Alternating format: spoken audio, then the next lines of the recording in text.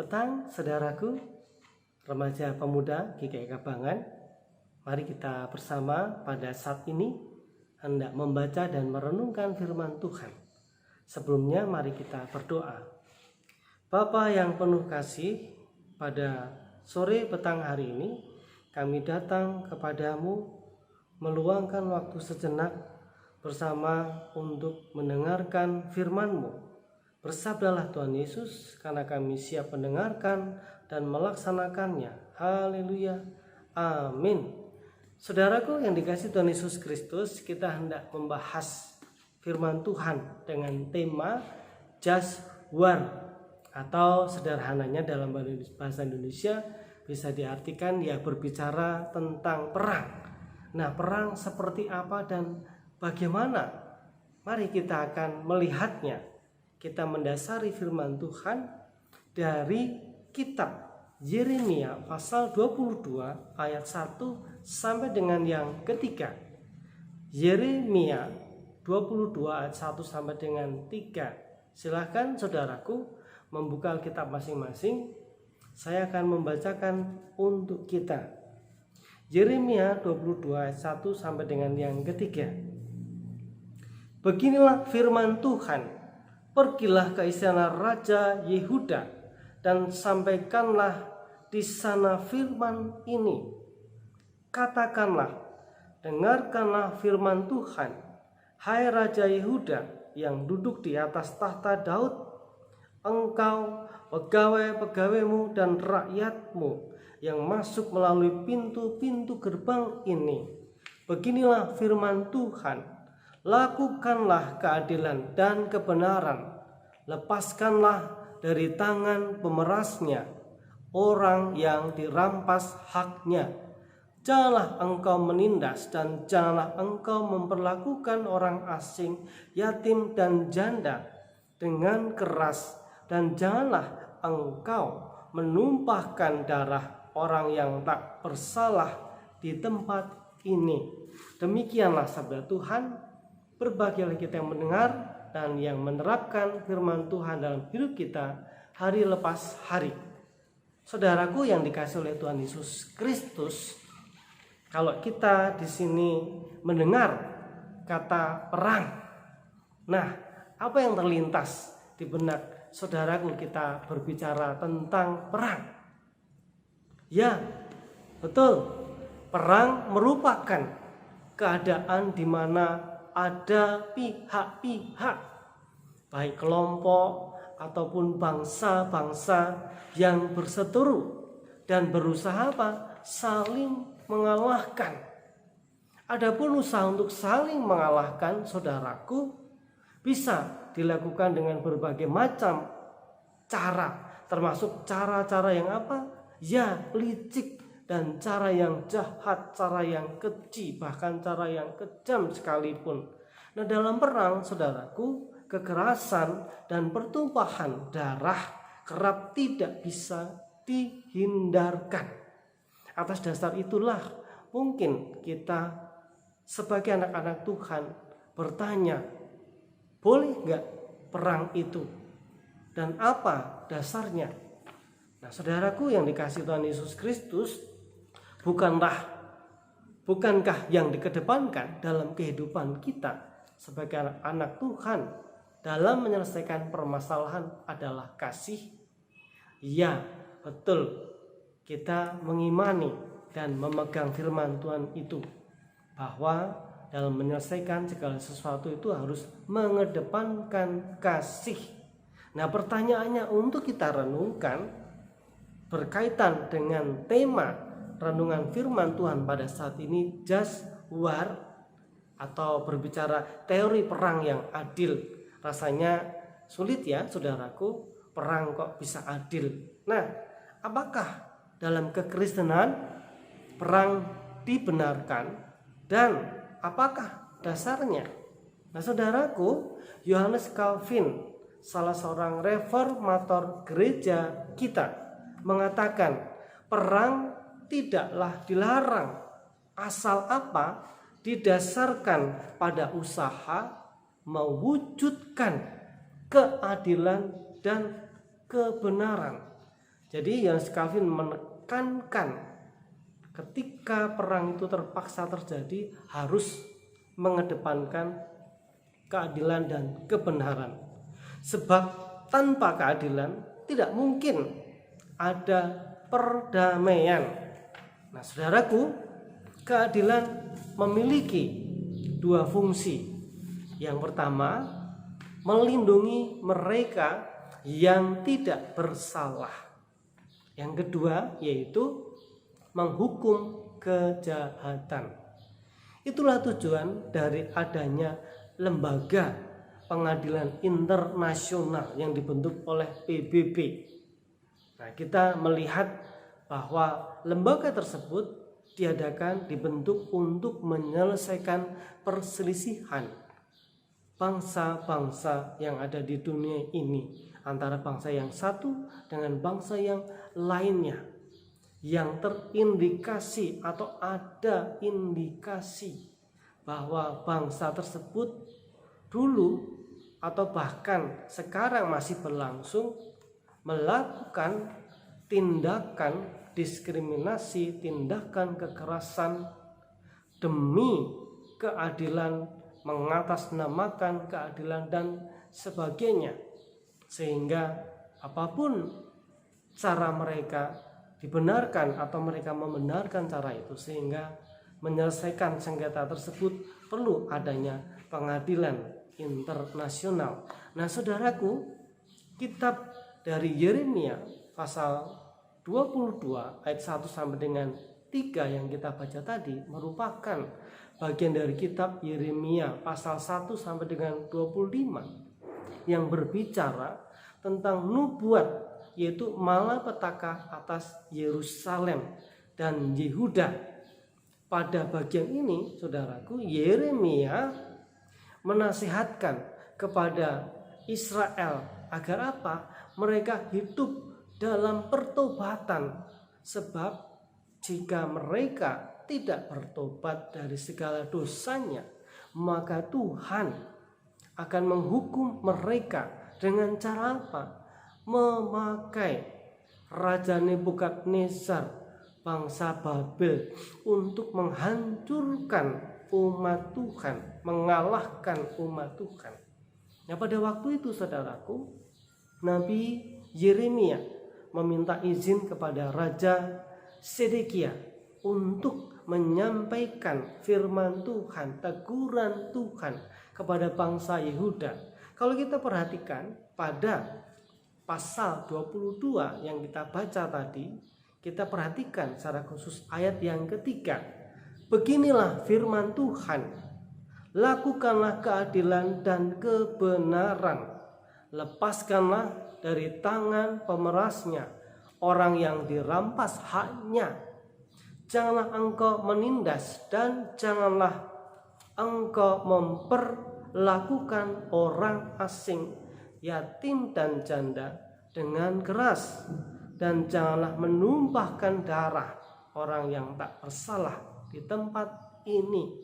Nah, saudaraku, inti dari firman Tuhan yang kita baca tersebut mengajarkan supaya tidak berbuat jahat, namun justru memerangi kejahatan, tidak menindas orang lain, namun justru memperhatikan orang yang tertindas. Intinya, perang adalah usaha untuk apa, saudaraku? Ya, usaha untuk mewujudkan sesuatu yang baik dengan cara yang baik pula. Nah, kita di sini akan melihat bahwa ketika kita meminjam istilah perang dalam arti yang positif, arti yang baik, intinya adalah usaha. Untuk apa, saudaraku? Untuk mewujudkan sesuatu yang baik dengan cara yang baik pula. Sesungguhnya perang tidak hanya berkaitan dengan dan memakai senjata untuk mengalahkan musuh, untuk melawan sesuatu, untuk memperjuangkan hal-hal yang baik, berguna bagi banyak orang. Nah, seperti pada zaman dulu waktu negara kita dijajah, baik oleh Belanda maupun Jepang, atau bahkan mungkin di sebagian negara kita, wilayah negara kita yang dulu masih Nusantara itu juga pernah dijajah oleh bangsa yang lain, bangsa Inggris, bangsa Portugis. Nah, di sini kita kembali kepada penjajahan, perang, yaitu dengan menggunakan senjata. Senjatanya apa? Ya, senjata mesin, senapan, tank, pesawat dan sebagainya. Nah, namun di sini saudaraku, kita membahas perang dalam arti melawan sesuatu yang tidak baik itu untuk mewujudkan kebaikan. Nah, kalau kita terapkan dalam kehidupan kita sebagai anak-anak Tuhan, remaja, pemuda, Kompari, GKI Kabangan, kira-kira kata perang ini bisa kita terapkan dalam konteks apa? Nah, apa saudaraku? Sudah ketemu belum perang? Perang tadi dalam arti melakukan sesuatu untuk melawan yang tidak baik, bahkan untuk menghukum yang baik, tapi kita lebih kepada arah melawan yang tidak baik dengan cara yang baik pula seharusnya, supaya tidak merugikan orang lain dan juga mencemarkan diri kita. Ya, betul, kalau kita berbicara tentang perang, saudaraku, kita bisa membahas misalkan konteks sebagai anak remaja pemuda, perang melawan kemalasan. Iya, betul. Siapa di sini yang tidak pernah malas atau belum pernah mengalami malas, atau bahkan mungkin sering mengalami kemalasan? Nah, bagaimana kalau kemalasan itu tidak diperangi, kemalasan itu tidak diatasi, kemalasan itu dibiarkan terus menerus? Kita mungkin merasakan nikmat enak malas, tetapi malas itu tidak membawa berkat dalam kehidupan kita. Nah, saudaraku, untuk itu mari kita melawan kemalasan supaya apa? Sukses dan berhasil dalam meraih cita-cita. Kalau orang malas, bagaimana dia bisa meraih cita-citanya? Enggak mungkin. Kalau malas belajar, mana mungkin bisa jadi anak pinter, jadi anak pandai, jadi anak berprestasi. Nah, disitulah pentingnya harus melawan kemalasan, harus semangat, berusaha, rajin belajar, walaupun belajarnya masih pakai daring. Rasanya nggak nyaman, rasanya nggak enak. Belajar dari jarak jauh itu tidak langsung bertatap muka dengan guru ataupun dengan teman-teman kita. Tetapi bagaimanapun situasinya, teman-temanku, saudaraku, remaja, pemuda, GKI Kabangan harus semangat belajar, semangat berusaha, supaya apa? Nilainya baik, supaya apa? Berhasil di masa depanmu. Kalau kita malas bekerja, kita tidak akan bisa sukses meraih masa depan. Orang yang belajar, orang yang bekerja dengan keras, dengan tekun, sungguh-sungguh saja pun bisa mengalami kegagalan. Apalagi yang tidak mau belajar, malas, tidak mau berusaha. Nah, saudaraku, kita juga bisa berbicara konteks perang, yaitu perang dalam arti melawan ketidakpedulian. Nah, saudaraku, mari kita belajar untuk tidak cuek bebek terhadap orang-orang, terhadap situasi lingkungan di mana kita berada. Misalkan ada orang yang kelaparan, kita punya uang, kita lewat, kita mau beli sesuatu yang bukan menjadi kebutuhan kita, tetapi menjadi keinginan kita. Kira-kira kita rela nggak memerangi keinginan kita itu untuk mengalah demi kebaikan, yaitu memberikan sebagian uang kita kepada orang yang membutuhkan itu, yang kelaparan. Kita bisa berikan dia makan kita berikan ke dia. Orang yang kelaparan, yang tidak bisa makan, sulit mendapatkan pekerjaan, tentu akan merasakan senang sekali. Ada orang tua yang mau menyeberang jalan, mari kita perangi cuek bebek kita. Ketika kita melihat, ketika kita ada di sampingnya, ada baiknya kalau kita mengajak, menggandeng orang tersebut, apalagi yang mau menyeberang itu orang tua, nenek, kakek. Kita bantu, kita gandeng untuk menyeberang ke jalan. Nah, saudaraku, ada banyak hal-hal yang bisa kita perangi dalam hidup kita, hal-hal yang tidak baik, hal-hal yang negatif, supaya hidup kita menjadi berhasil, hidup kita menjadi berkat bagi orang lain.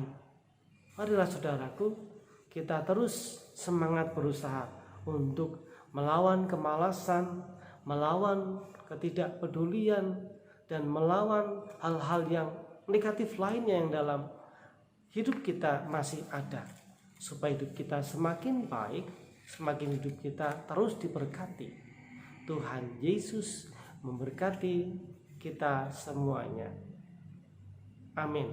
Mari kita berdoa. Bapa yang penuh kasih, pada saat ini kami datang dengan kerendahan hati. Mohon berkat-Mu, biarlah melalui firman Tuhan ini, kami terlebih adik-adik kami, remaja pemuda GKI Kabangan, diberi Tuhan hikmat, diberi Tuhan semangat, diberi Tuhan kemampuan untuk berperang, untuk melawan hal-hal yang tidak baik di dalam kehidupan ini.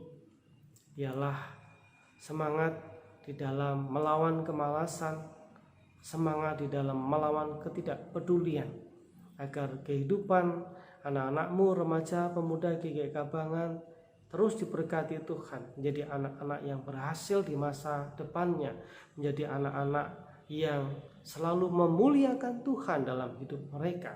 Di dalam nama Tuhan Yesus Kristus kami berdoa, kami mengucap syukur. Amin. Saudaraku yang dikasihi Tuhan Yesus Kristus, terus semangat beraktivitas, terus semangat berperang melawan hal-hal yang negatif, supaya hidup kita menjadi positif, hidup kita menjadi saluran berkat. Amin.